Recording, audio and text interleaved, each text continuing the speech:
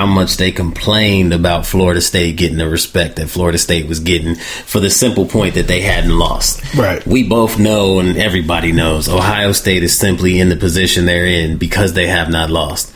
They have not looked good in majority of their games. Michigan State, for the last 4 or 5 years, I've felt like Michigan State is one of the most frustrating teams to watch.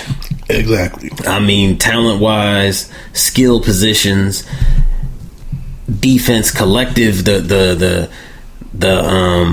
basic things that you teach. They do all those things. Right. But for some reason, they can never look impressive.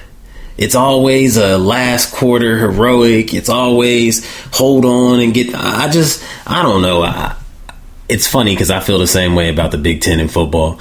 At least last year, I will say the last 4 games of the season, Ohio State was a machine. And they scored 40, 50, 50.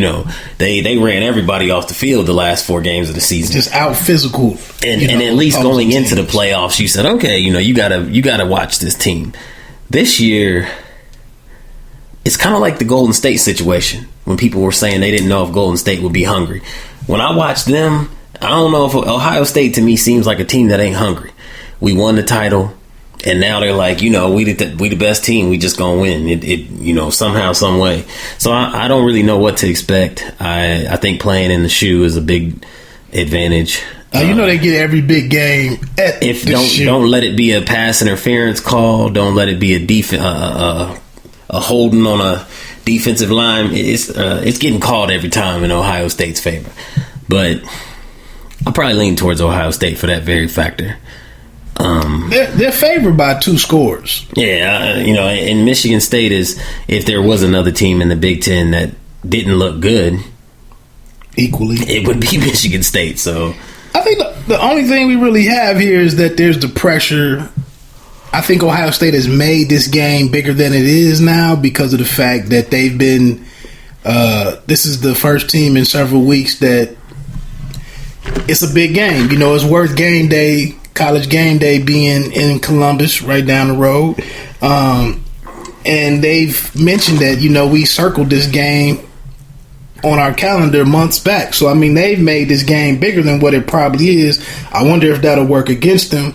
And then also on the other, in addition to that, next week they have Michigan. They have to go up to Michigan, which is, not the game that it was looking back in early October or mid-October before that unfortunate, botched punt.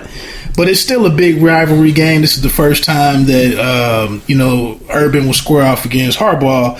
So, it's kind of a little bit of pressure on Ohio State to not mess it up, to be to be who they need to be.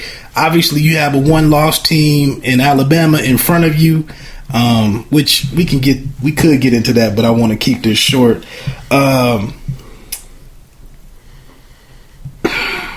I think that was done on purpose to try and get. I think this committee has put all these pieces out there with different, leaving some flexibility to do some different things. I think Urban Meyer and the coaching staff realizes we're not playing up to the level, and we need to find a way to spark something in our kids. So I think that's why they're trying to build this game up, because everybody knows Michigan State with that one loss obviously it's not the matchup that you thought it would be. Right. And let's face it, Michigan had that game won. So right. I think a lot of the starch has been knocked out of that matchup. So you don't want it to be a trap game. So you try to build it up. Right. Where do you think that it comes down to? My man, what's the quarterback's name? Michigan State. Connor Cook. Yeah. He's coming into this with 4 straight 300 passing games. Burbridge has been fun to watch this year. He's not that. He's not like that standout wide receiver, but I've been impressed with what he's been able to do. The challenge that he stepped up to every week, because Connor Cook has went to him often, and there's a lot of 50-50 balls that are placed very well by Cook. It'll be interesting to see what kind of draft attention he gets moving forward in the season. But do you think the offense can push Ohio State enough to maybe make it closer than these 13, 12 points that the spread is right now? Or, Michigan State's defense has been a little beat up, underperformed a little bit, taking a step back from last year. Can the defense step up? I mean, how do you see this one playing out ultimately? I think I think the first quarter is huge. Michigan State has to get off to a good start. They have to come out and they have to get the ball. They have to move down the field and do something to get confidence going early in the game. Because as we said, you hit that second half, that's when all of a sudden all the calls and all these other things start to happen that can throw you off. Honestly, I think Ohio State it's their game to lose. I think they have way more advantages and they win most of the matchups. Michigan State, it's a wide receiver college. They've had some really standout, some really good receivers that have come through.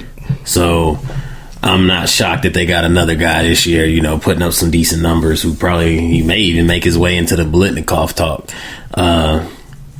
Tomorrow will help big time if he could do something special tomorrow. I don't know. I think Michigan State's going to have to score. Which they've done in mixed. Yeah, inconsistent. And I got happy about the Oregon victory, and now Oregon, that means nothing. You was supposed to beat Oregon, so right. It wasn't as impressive as I thought it was initially. So I don't know if Michigan State can't come out in that first half and do something, because we know they're not a scoring in a hurry type team. Right. So they got to come out in that first half, and they got to take the authority and really make it their type of game.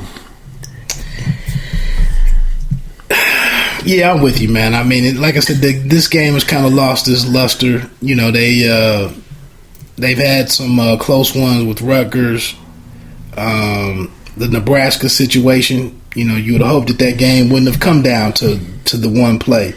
But the defense, just the physicality doesn't seem to be there this year, and that's what they've hung their hat on. The past recent seasons. So I'm just not sure if it gets into a shootout. Zeke is coming in, averaging his 150 plus yards a game and whatnot, and he's a back on the college level that can score from anywhere on the field. So it doesn't even have to be a great day passing. And another element that I can't stand, I can appreciate it, but I hate watching it so when it's so prevalent. But it's that running quarterback stuff, and I'm sure that Barrett will, probably throw for 150 and run for another 80, and that's kind of the formula. So we'll see what Braxton does.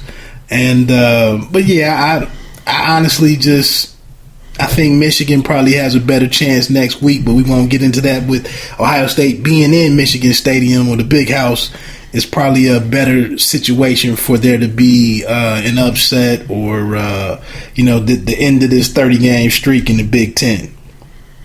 So with that said, we won't get into Michigan because we're getting to the end of our time here, but Michigan has a tough one with that running back from Penn State, so that'll be interesting to see how that plays out.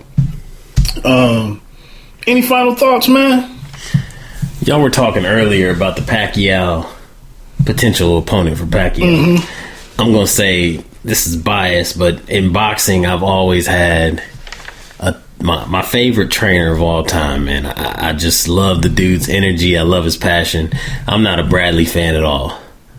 But knowing that he got Teddy Atlas in his corner, I mean, it's just something about that guy. Brought a whole new energy to the fight.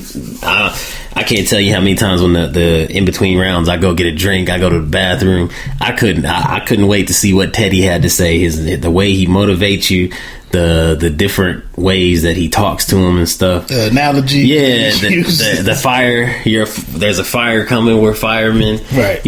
Just randomly screaming. He'd be talking to you, and then all of a sudden he'd say, "Get up, get ready. We gotta go." It's just something that I've always loved. It. I think that corner work.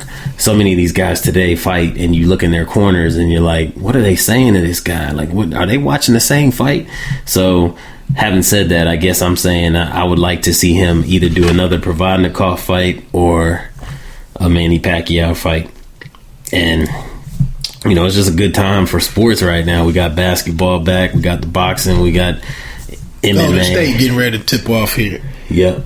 Is D Rose on that starting lineup? Nope. Okay. Well, we'll get on off of here. I don't disagree with you. I wouldn't mind seeing. Because that was the best Bradley that I've seen ever.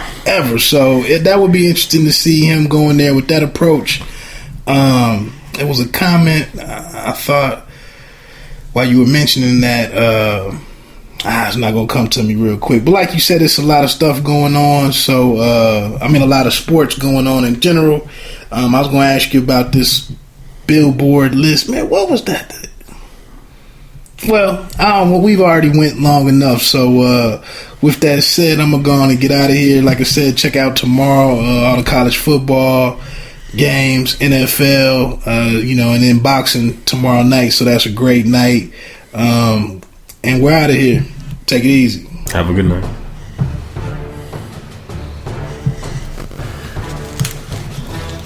Is Bogut back in the starting lineup, or is somebody not playing?